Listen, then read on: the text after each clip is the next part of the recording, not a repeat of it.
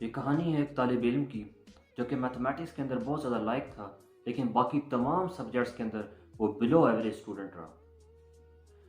مشکل سے وہ تمام کلاسز کو پاس کرتے کرتے 8 کلاس تک تو پہنچ گیا، لیکن 8 کلاس میں جب پہنچا اسے اسکول کی طرف سے وارننگ دے دی گئی کہ اگر آپ پھر سے میتھمیٹکس کے اندر بہت زیادہ مارکس لے جاتے ہیں اور ٹاپ آف دا لسٹ رہتے ہیں اور باقی تمام سبجیکٹس کے اندر بلو ایوریج رہتے ہیں تو آپ کو اسکول سے اسٹک آف کر دیا جائے گا۔ اس کی وجہ یہ بتائی گئی کہ آگے 9th کی کلاس ہے اور 9th کی کلاس کے اندر آپ کو اچھا رزلٹ شو کرنا ہوتا ہے کیونکہ اسکول کا نام بدنام ہو جاتا ہے۔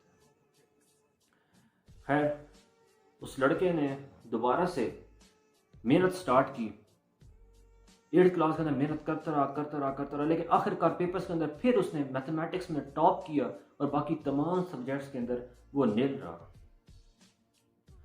وہ لڑکا اگر کسی اور ملک کے اندر ہوتا، کسی اور ملک کے تعلیمی نظام کے اندر پڑھ رہا ہوتا تو اسے میتھس کی فیلڈ میں بہت آگے تک لے جا چکے ہوتے، لیکن پاکستان کے اندر پڑھ رہا تو اسے سٹک آف کر دیا گیا اس چیز کے اوپر کہ یہ اسکول کے رزلٹ کو خراب کرے گا۔ تعلیمی نظام نہیں تو اس نظام کے اندر نمبرز کو فوقیت دی گئی۔ آج وہی اسٹوڈنٹ مکینک کا کام کر رہا ہے، گاڑیوں کا مکینک بن چکا ہے۔ اس کے ماں باپ اتنے فائنینشلی اسٹرانگ نہیں تھے کہ اس کی فیسز کو ادا کر سکیں، تو آج وہ مکینک کا کام کر رہا ہے۔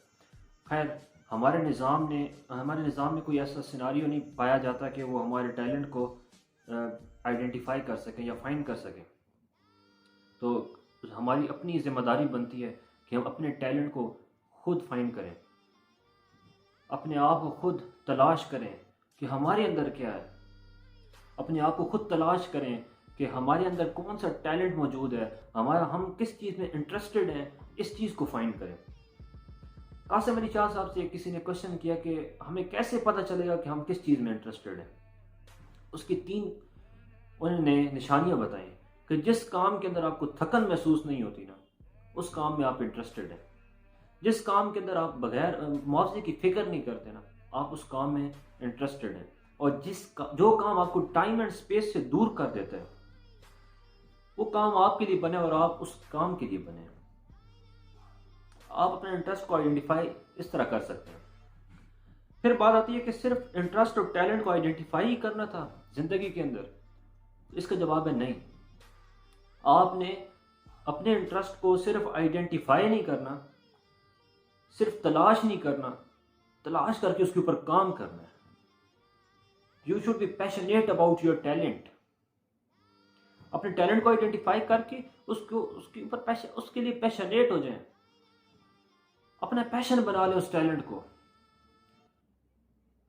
اگزامپل دیتا ہوں ایک چھوٹی سی کہ ایک لڑکا ہے، ایک پلیئر ہے، وہ بہت زیادہ اسکلفل ہے فٹ بال کے اندر، لیکن کیا صرف اسکلز کی بنیاد پر اسے انٹرنیشنل ٹیم میں لے کر چلے جائیں گے؟ نہیں، اس کا جواب ہے نہیں۔ آپ اس کو سکلز کی بنیاد پر نہیں لے کر جائیں گے بلکہ اس کی پریکٹس کی بنیاد پر لے کے جائیں گے، وہ کتنا پریکٹس کرتا ہے فٹ بال کو۔ تو یہ ایک چھوٹا سا سینٹینس تھا جس کے اوپر یہ ویڈیو بنانے کا مقصد تھا کہ you should be passionate about your talent. Talent تلاش کرنا یا اپنے اندر ٹیلنٹ کو صرف آئیڈینٹیفائی کرنا بہت بڑی بات نہیں ہے، اپنے ٹیلنٹ کے لیے پیشنیٹ ہو جائے، اس ٹیلنٹ کو گروم کریں، اپنے اندر گرومنگ لے کر آئیں، تو آپ اور پھر دنیا کو دکھائیں کہ میں یہ کر سکتا ہوں۔ کیونکہ ہمارا جو نظام ہے وہ اس وقت اس چیز کے اوپر فوکس نہیں کرتا، وہ اس ٹائم نمبرز کو فوقیت دیتا ہے، وہ اس ٹائم بل بورڈ کو فوقیت دیتا ہے کہ بورڈز لگے ہیں اسکول کے باہر، کالجز کے باہر، دوسرے انسٹیٹیوشنز کے باہر۔ تربیت، مورل ویلیوز، ایتھکس، ان سب کو تو ہم ویسے ہی پیچھے چھوڑ چکے ہیں۔ تو اپنے ٹیلنٹ کو آئیڈینٹیفائی کریں، اس کو اور گرومنگ کریں اور اس پیشنیٹ ہو جائیں اس ٹیلنٹ